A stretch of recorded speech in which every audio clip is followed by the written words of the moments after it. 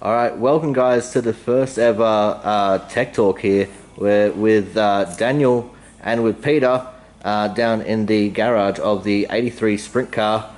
First of all, Daniel, what are we doing here, mate? And what are we going to be covering in this one? Basically, we've decided to put this together to try and give people something to watch while the off season's on and there's not a lot of racing. So every couple of weeks we're going to do a tech talk. It might be front ends, diffs, wheels, tyres. But tonight we're just going to be talking about how this whole deal come together and what my background is, what Peter's background is, and yeah, what we're planning on doing this year. All right, so let's start with backgrounds then. First and foremost, Daniel, what is your background in racing? Obviously, former two-time wingless sprint car champion in Australia, but what else have you done in your career? Yeah, so I'm originally from New Zealand, so I started racing speedway when I was 12 in a class called mini stocks in New Zealand, which is similar to juniors here. And I raced them till I was 16. Wasn't that good, but it was good learning experience, and I got to learn how to drive a car from a young age, so that was pretty cool.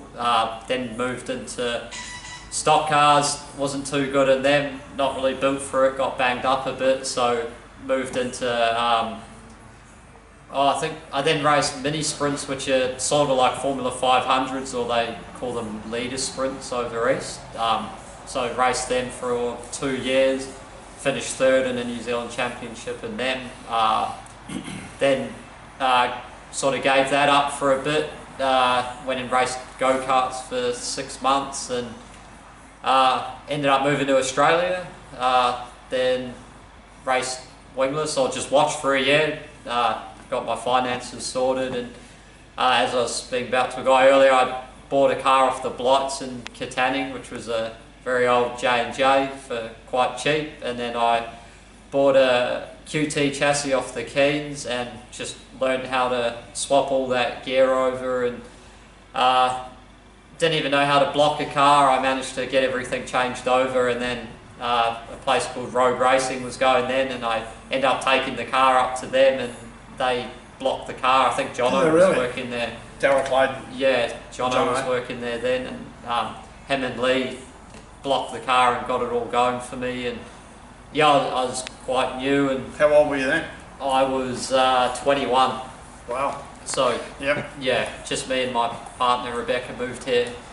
Then when we were 21, her mum was already living here, so it was a bit of an experience. Yeah, so bought that, got racing.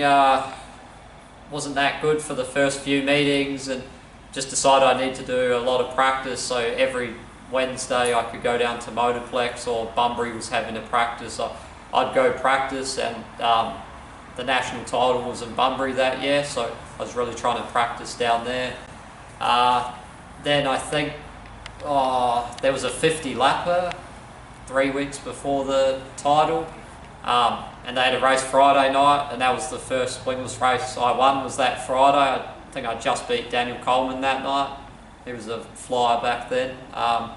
Then went to do the 50 lapper at Bunbury, didn't really think I'd do that well, and ended up starting 6th or something, and got the lead with 5 to go, but I was still not that good, and ended up dropping back to 3rd, but yeah, it was a good experience. And then yeah, moved on to the Australian title, which was I think the 9th and 10th of January of 2014. 2014 I think. And yeah, qualifying night we were good. I think we won every heat that night, and was leading the prelim main, and I think it might have been our friend Dean Giddos dropped a Nerf bar on the track, and I ended up running it over and getting a flat left front tyre, and ended up finishing 2nd in that prelim, but didn't hurt my points too much, and got going for Saturday. I think we just had one heat and come 2nd in that heat, and that put me off pole for the dash, and had a dash with Todd Wigsell, and managed to win that, and then started pole for the feature and led every lap, and I think that was my 7th meeting in a wingless, so I feel I was a bit lucky there, but you got to take them when they're there. So that was basically that year. Ended up taking that car to Warrnambool. Gary Walsh helped us go over there, and yeah, I think it was my first heat. Didn't even do a heat. Ended up riding a right rear and destroying that car. So that was basically all it wrote for that season, and then moved on to the next year and hooked up with a guy called Merv Lowther, who just wanted someone to drive his car. So ended up racing that car for a year, and went over to Adelaide to defend my title, and run the South Australia title 2 weeks before that, and ended up running second in that at Murray Bridge, and then went to Adelaide the week later. Was alright, ended up starting 5th or 6th in the A main, and ended up in a crash on the first lap and had to go to last, and I think I ended up DNFing by the end of it. I got back up to 5th and got my front end knocked out. Then we ended up with wingless, go get your motors checked, so I got my motor checked, and yeah, so I had a engine, illegal engine and that, so ended up copping a 9-month ban, so put me on the sidelines. Then I started helping Tom Payette, aka Buddha, and he's ended up working out of Walshy's shed in Kenwick here, and yeah, helped him for that period, and then he sort of talked me back into racing. I was almost going to give up, and then yes, I ended up taking Merv's car around there and spent the next, well, it was December, I was allowed to race again, so I started racing, did my 3 meetings to qualify for the Australian title, and I wasn't going to go again, and then Buddha and Walshy sort of did a deal for me to get my car over to Toowoomba, and Justin Ragg gave me a motor to use. Ended up going over there and had a pretty flawless first night in Toowoomba, and ended up winning that prelim A main, and then ended up stuffing up a bit the second night and started 4th in the actual A main, and managed to grab the lead on like the second lap and won that one as well. So yeah, that was a good one to win, which sort of proved the first one wasn't too much of a fluke. Good one to win away from home. Yeah, that's right. That was a wicked trip. Then we come back and sort of parted ways with Merv, and ended up buying another car off Lanny, which was Daniel Coleman's car. I'm not sure Lanny's last name. Big package deal. Ended up running that out of Walshy's workshop as well, and yeah, me and Buddha got those going with my mate Pete and Justin helping us, and then we ended up building a double trailer which could carry 2 cars and 2 quad bikes. Yeah, so I run the A1 that year, and yeah, we were going good. Ended up winning the club championship that year. Went to Tasmania. So went to Tasmania going through Walshy, helped me out, and the Wingless Club put up good money to help get the cars across. And yeah, pretty much had a really crap time there.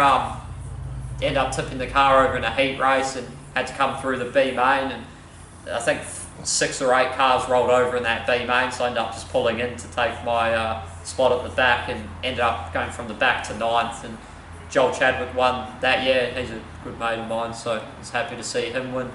And then, like I said, went over to Sydney the year after on our super long trailer, and yeah, ended up starting 6th in the A main, and ended up backing it up to 9th again, so I got 2 back-to-back 9th places, and ended up selling my car while I was over there. So we came back 1 car lighter, and then was down just helping someone at practice, and Peter basically came up to me and goes, "Oh, do you want to drive my car?" I said, "Yeah." I just thought he was joking, and that's where we are today, and that's my background. 2 years later. Yeah. Bit of depth, but it's not as long as Peter's, so I thought I'd better talk for a bit. Didn't he say that Peter was going to do all the talking? Yeah, we stopped for 10 minutes talking, mate. And now it is your turn, Peter. Let's talk about your long and storied history with motorsports, because we know that you're a very prominent figure in Western Australian motorsports. Oh, I wouldn't say that at all, but I'm just a guy that loves it. Loves the racing, always have done. Started racing juniors when I was 11 in Bunbury. Race juniors, and then race, standard saloons as they were called then. Modified sedans is what they are now. Raced them for a long time. Had some success with our own built cars, escorts and minis and stuff that we raced in the day. That was a load of fun, and we got to travel a lot, you know, with our family and team members, and so that was great. And then a bit of a dabble in super sedans, and that was just a disaster. So back to racing sedans, and of course intermingled with all this is, you know, developing businesses and family and kids and all that stuff that goes with just about everybody, you know. And, you know, then was involved with when David Anderson from Albury used to come to race at Claremont, and he used to work out of our shop. So got to know, you know, Dave and Barb and the kids really well, and bought my first sprint car off Dave, which was a 1989 Gambler, which he had bought off of Randy Kinzer when the Commodore 30 cars came with Steve Kinzer and Randy racing. So that was my first sprint car, and yeah, and you know, that was, you know, it's just a load of fun, you know. We've been in and out of it, you know, worked on a lot of cars, and, you know, helped a lot of good drivers, and as our businesses grew, we were able to sponsor some drivers, and that was great. And you know, 5 or 6 years ago, I, us as a family decided that I'd do this full time, you know, Sprint Car Pass Australia. So, you know, I thank them for giving me the opportunity to do this full time, to just be involved with sprint cars full time. You know, it's absolute dream job, but there is absolutely no money in it. Right? But, you know, I'm 57 years old now, and the money is negligible. I just do whatever I want, and just try and have fun every day, you know. And Daniel says that I walked up to him at practice one day and said, "You want to drive my car?" And he thought I was joking. He's since come to realise that I do joke a lot, right? And as you heard when you walked in, you know, we have a lot of laughs around this place, but when it comes to racing these cars, I am extremely serious and competitive.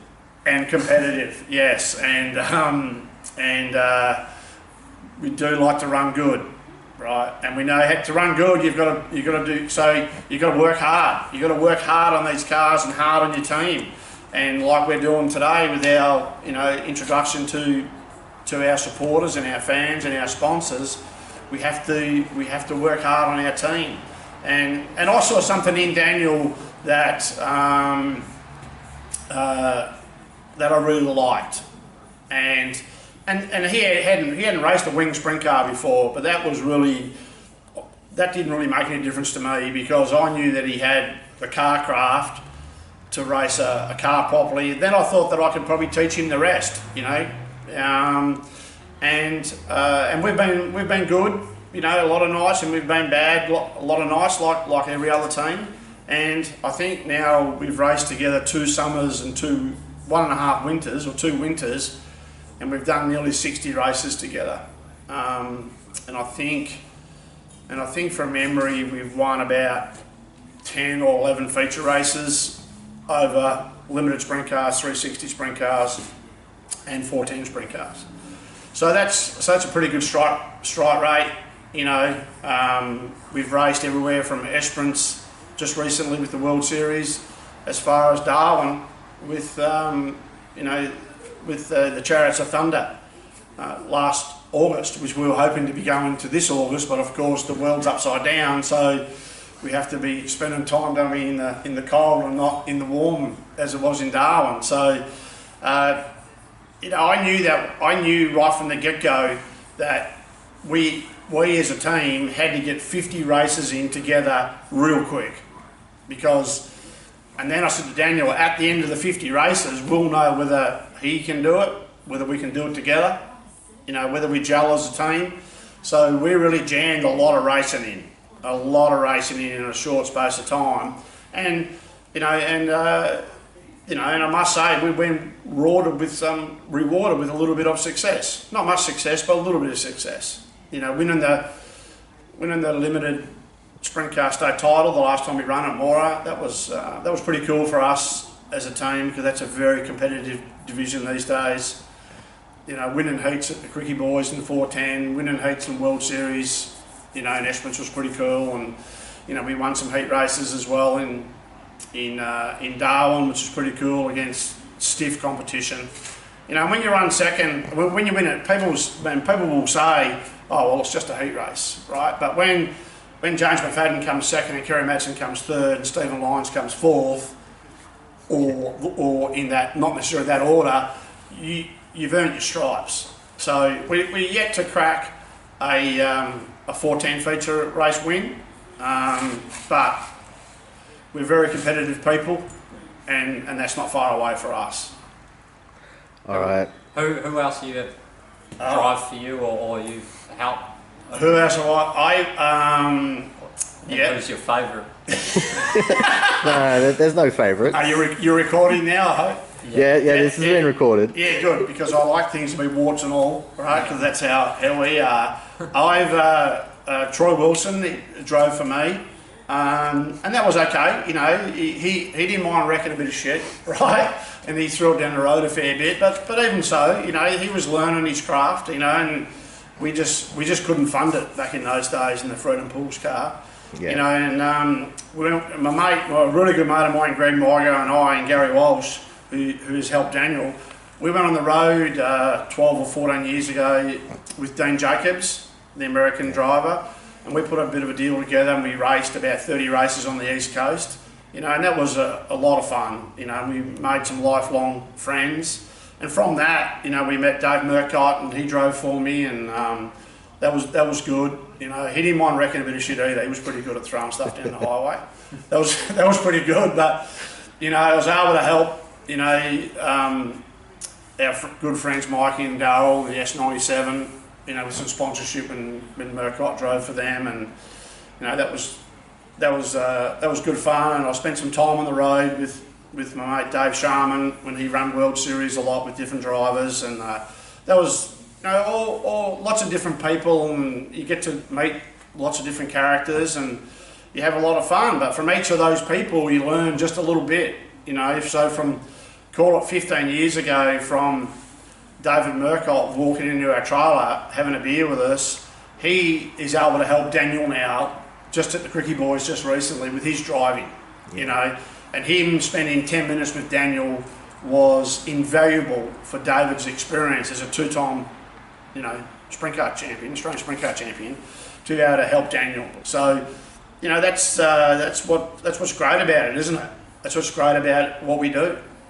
Well, that's exactly right. And he's offered Peter to let me call him whenever I want, sort of Anytime. thing. So yeah, people like that, you can't buy that help, you know. So you know, we're on the road just recently going to Esperance, and we pulled up for dinner at Lake King, and our mate Kim Buzzy from Monty Motorsport was there. They were staying at the same hotel, and they were having dinner.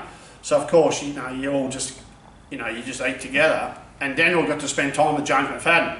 Yeah. You know, and James is a very accomplished driver, and more importantly than that, he's a very good person.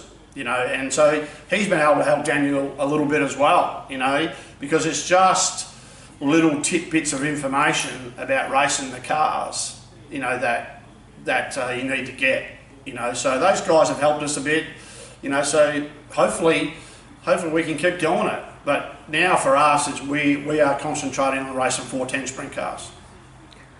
Yeah, that's us. It really goes to show that the bonds forged in the dirt can really last a lifetime. And hearing stories like that definitely put that point right to fruition right there. Yeah, it's great. Yeah, it's you know, I travelled with Gary Walsh 15 years ago. We're still great mates now. I travelled with Greg Mygo. He was here having coffee the other day.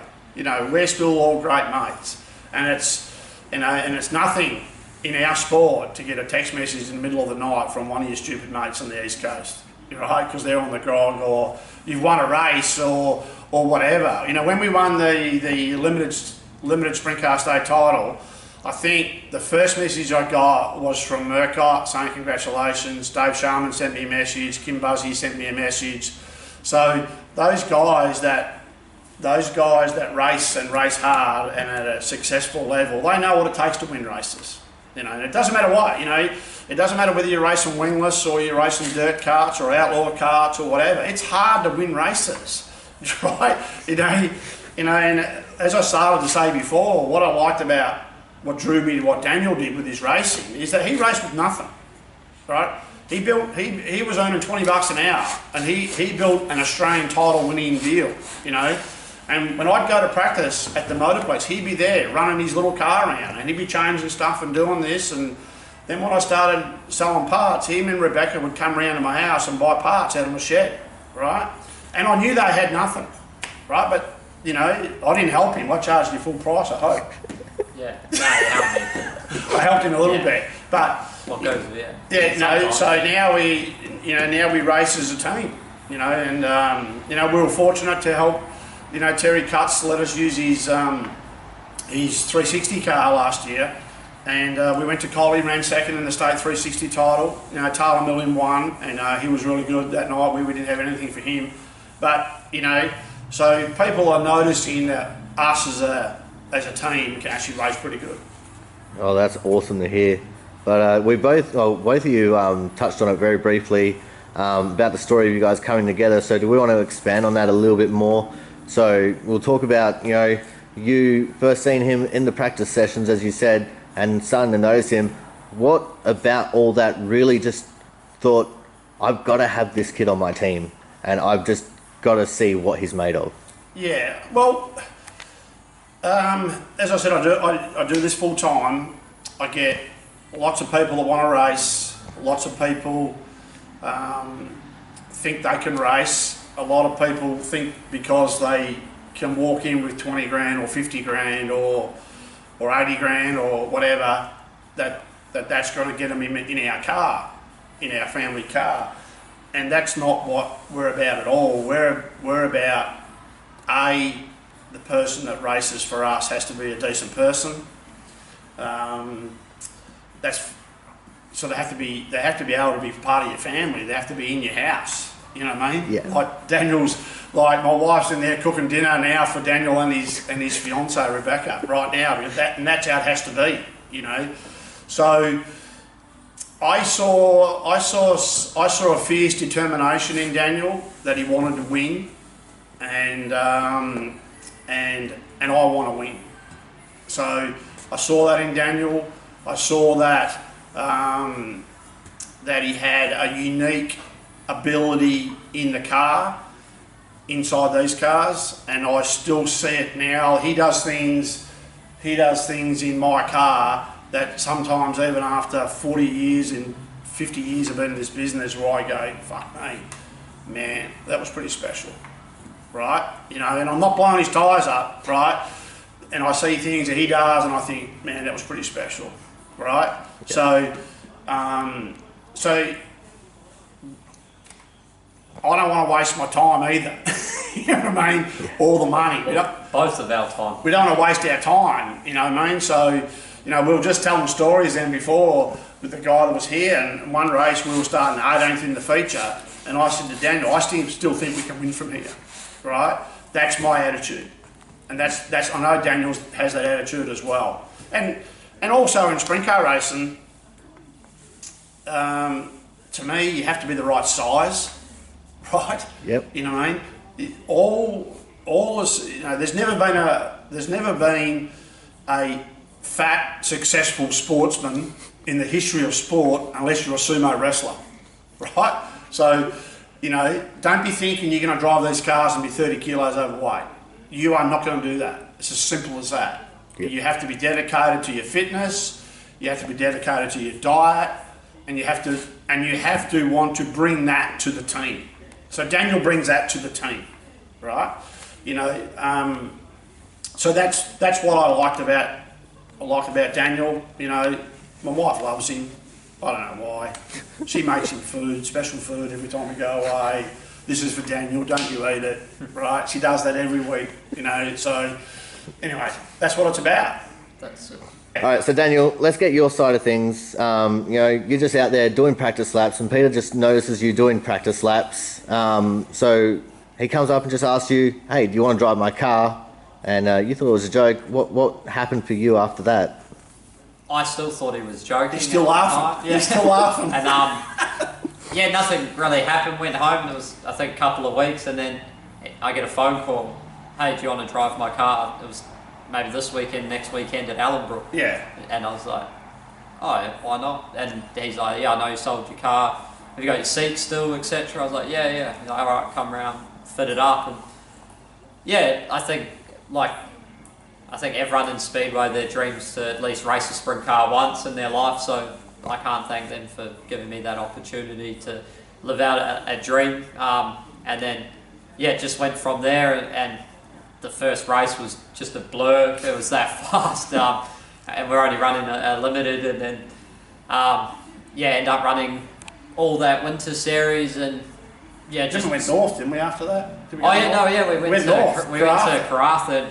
Yeah. Just had motor problems. Yeah. You won a heat race. That was first heat race win there. So yeah, that was cool.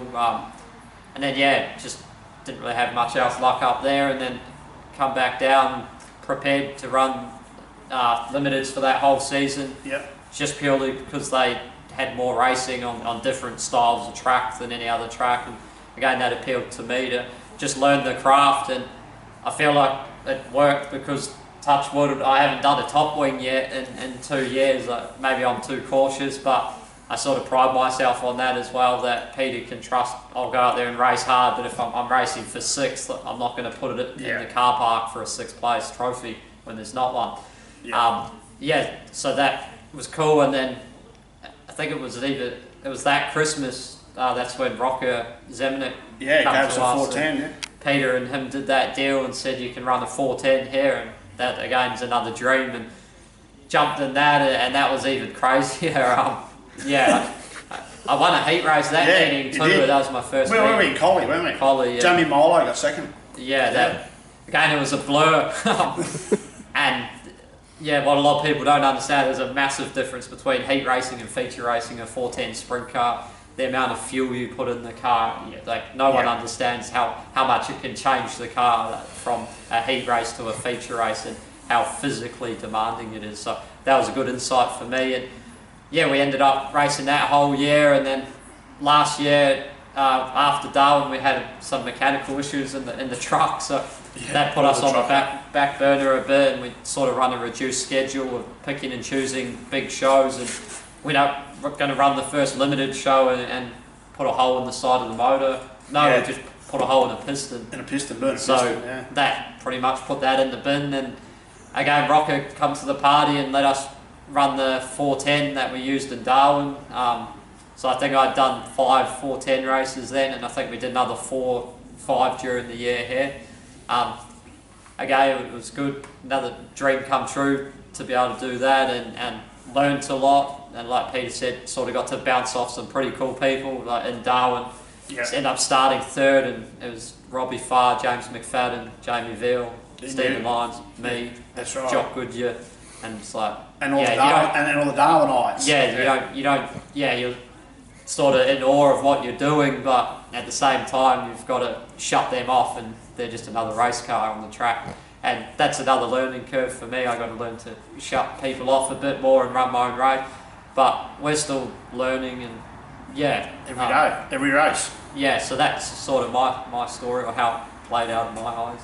I just want to touch really quickly. You said that you haven't done a main wing yet, which is very commendable, but I can see that you have done a tail tank. Yes. I've done a few of them. Behind you guys there. He's done a few of them. Well, that one's hanging up because it's got feature race winning stickers on it, and we're pretty proud of that because it's got 7 or 8 feature race winning stickers on it, and they're pretty hard to get, right? Yeah. So although I reckon the tail tank wasn't that one of Daniel's finest moments, right? but who cares, I mean, they make these things every week, I mean, he knows, we don't even have to talk about it. I couldn't care less what he does to it. It makes no difference to me, because we just kept putting it together. Yeah. And if you're not having a go, like he was having a go when he crashed that fuel tank, right? Yep. That was probably not. That was terrible on my behalf. It was just a misjudgment. Brain fade. That was hot laps out of all. That's all I'll say. I don't need to go into any further detail. But that's all part of the learning process, right? So, big deal, what I mean? Like when he wrecked that fuel tank, so we were racing around anyway, wrecks the fuel tank, wrecks the whole back of the car actually, jumped the back of the car, bent the chassis and so on. And I get to him and he's, oh, I'm so sorry, Peter, I'm so sorry, Peter. And I said, mate, I couldn't care less. It doesn't bother me in the slightest, mate. If you're not prepared to wreck these things or hurt a wing or bust a wheel or knock the front end out or hurt a motor, well, you shouldn't be involved. It's as simple as that. You should not be involved, because these things will teach you the hardest lessons you've ever learnt in your life. And I say that to new people coming in. When you roll down the ramp, if you're not prepared to lose the whole lot, don't do it. Yeah, well, that's exactly right. It's just like gambling. It is. It's a good analogy. It's just like gambling. You know, sometimes you're on the red, sometimes you're on the black. That's what it is. Well, sprint car racing is definitely a big gamble, being a big dollar sport. But let's just talk about the past 2 years that you guys have been working together. We've touched on it very briefly, both of you. So let's go into a little bit more detail. What have you guys felt that you've achieved properly throughout the past couple of years, and how has the learning experience for both of you been getting to know each other? I'll go first, Dan. Always. Hey, I'm really proud of what we've done. Is the only way, because you know, as most people know us, we don't race with a lot. You know, we're not blessed with enormous support. Our sponsors that we got are very loyal to us, and we thank them immensely.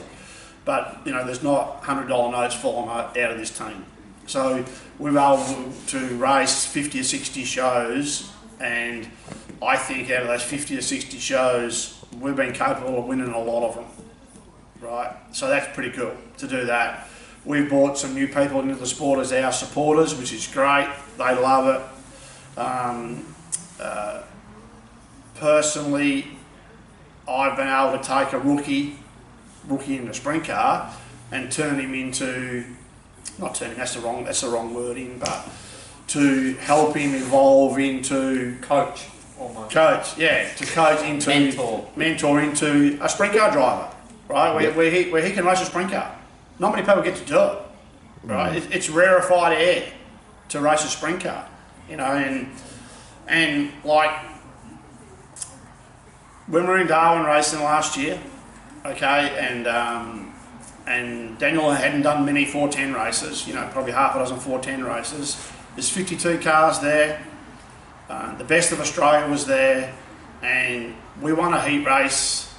We got fifth in the NT title, didn't we? Fifth in the NT title, which was pretty cool. And we won a heat race at the Chariots.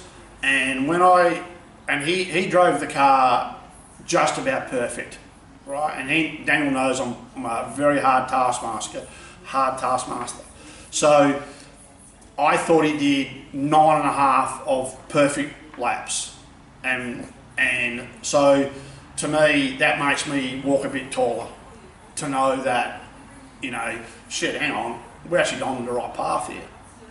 He wasn't that special in the feature race that night. No. He was a disaster. Right? That's the learning curve. That's the learning curve. Say it's such a different thing, and just the fuel load and the sheer strength and mental and physical fitness you need to be able to run 30 laps. And sometimes they go green to checker, and that's when you see the good drivers sort of come out, is because that's how fit they are. That's why the best drivers are the best. You know, like the start of that race, you know, we don't want to talk about every lap we've done, but the start of that race, Daniel blew past Stephen Lyons, right? You know, and Stephen's a great mate of ours, and his car owner's a great mate of ours. Daniel blew past him, okay? By the time the race was over, Stephen Lyons lapped us twice. Right? Okay? That's the level of racing. We passed him, and then 30 laps later, we were 2 laps behind him. So that was just a lesson for us as a team. You know, so, and that's where we aspire to be. And we're nowhere near there. Oh my goodness, we are nowhere near there.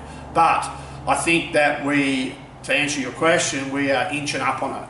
We're inching up on it. And if we could do, you know, if we can get another 30 or 40 410 races in, you know, we'll be able to run with just about anybody, I think. All right, good shout. All right, now let's talk about the upcoming season. Obviously, it might be a little bit stagnant with everything still going on in the world at the moment. Unsure of what plans are going to be, but what are your personal plans for the upcoming season? Well, the Winter Sprint Car Series at Allenbrook will be starting soon, hopefully next month, and there'll be 4 or 5 of those for wing sprint cars, so we'll do all those. And then hopefully we'll have some answers from governments and the Motorplex and, you know, the sprint car controlling body here in Perth that we'll have a summer season. And we'll be racing all those 410 races. That's our plan. You know, we get great help. I'll just mention we get great help from Rocker and Jennifer Zemanek. You know, that's one of the good things that's happened the last couple of years. We got Rocker off the couch, didn't we? And back racing, right? So he's a victim like us, and so that's been great. And he's travelled with us a lot and had a lot of fun. So he helps us with our motor program a lot. So that's fantastic. So for us, 410 racing. Hopefully the World Series comes to town. You know, if the World's still going, and we'll race those World Series races. There's a round in Geraldton. Can't wait to get there.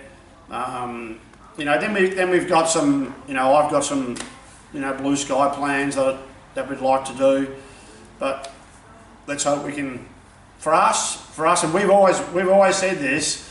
You know, we don't plan that far down the movie. All we know is next time Ellenbrook race opens, we're racing there, right? That's what we're doing.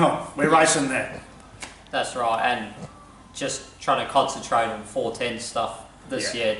That's we've sort of progressed our way through the ranks as such, and feel like we've learned all we can with the cast iron stuff, and the aluminium motors are just such a different beast, and yeah, all going well, and yeah, hopefully with support we can race as much as we can with the 410, like Peter said, just get all those races in and get up to speed, and yeah, turn those heat race wins into feature top 10s and then top 5s, and yeah, we're under no illusion that we're still a bit off, but that's okay. But you know, if, as Daniel says, top 10's okay. There's nothing wrong with finishing the top 10. But then, you know, we'll be top 5 hopefully, and then see what happens. You know, you've got some very good cars that run here weekly.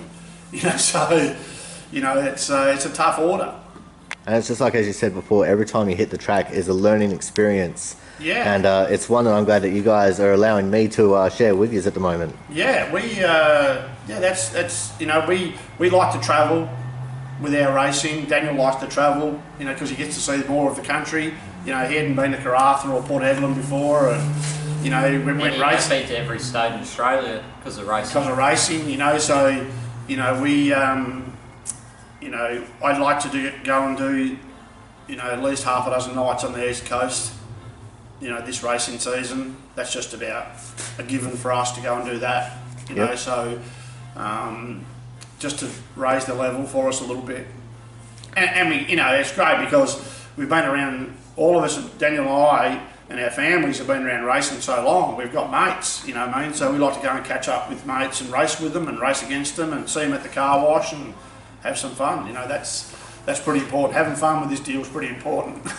Well, if you're not having fun, then it's not really worth doing, in my opinion. No, that's right. Yeah. So before we move on to the closing bit here, do you guys want to give some shout outs to the guys who have supported you both over the years and currently right now? Yeah. You go, Daniel. Yeah. The first one who sort of come on board, he actually came to me, Steve O'Dowd at ODH Mechanical in Karratha. He's a good bloke. It's actually a funny story. We just, sort of bumped into each other after a race meeting one night, and had a couple of beers together and just become mates. And he's been a great supporter of mine for the last 2 years, so I can't thank him enough. And Red's Transport, who's in Port Hedland, that's a guy Peter sort of brought back into the sport. He's a massive supporter of ours now, and a fan too. He tries to get to racing when he can, and from helping us out with tyres, fuel when we're Yeah. up there. Just a massive help. Then we've got Murphy Solutions, which is just around the corner here. He's one of Peter's good friends, Jeff, who helps out a lot of people in WA. So we can't thank him enough. We've also got Truck Traders WA. Truck Traders WA, who help us out. Yeah. Craig Oakley. Yeah. Craig Oakley, West Coast Smash Repairs. Yes, they help us They out. help us out a lot.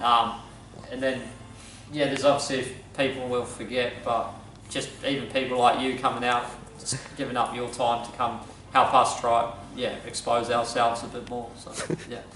Maybe cut that bit out. We've got those great supporters. We're working constantly, to get more, financial help. It's as simple as that. That's not just us. That's every person that races anything from an outlaw kart to Formula One. Everyone needs financial support, because one thing these cars are good at is eating $100 notes,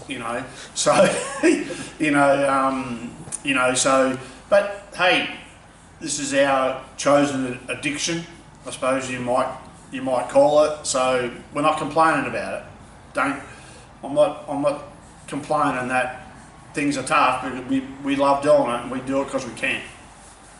All right, now that we've pretty much covered everything for this first episode, Daniel, tell us, what are we going to be getting up to in the next episode? Well, like I touched on at the start, this is just to sort of share what we do in our off season with you guys watching, and there's not a lot of it out there, and due to what's happening in the world, it's quite boring at the moment. So hopefully this gives you guys a bit of entertainment and an insight to what we do. So this is a wheel. This is a tyre. So we'll go through from how to change your tyre to looking at a front end on a car, which is the front of the car, what the parts are on it, why we do certain things, wings, what they do, just every little bit of the car. And we'll get our engine man, Rocker Zamini, to run the valves and check the timing, and he's great. He loves to talk about the motors and so on. So just give people a bit of an insight. We're not movie stars and we're not movie makers, No. but our sport is so great. It's been great for Daniel and I, so we can pass on a little bit. That's right. Just share it with people because it's big, but hopefully we just help get it out there even more. All right, well, thank you guys very much, and we look forward to seeing you guys next time for the episode number 2. Thank you. Thanks, mate. Good on you.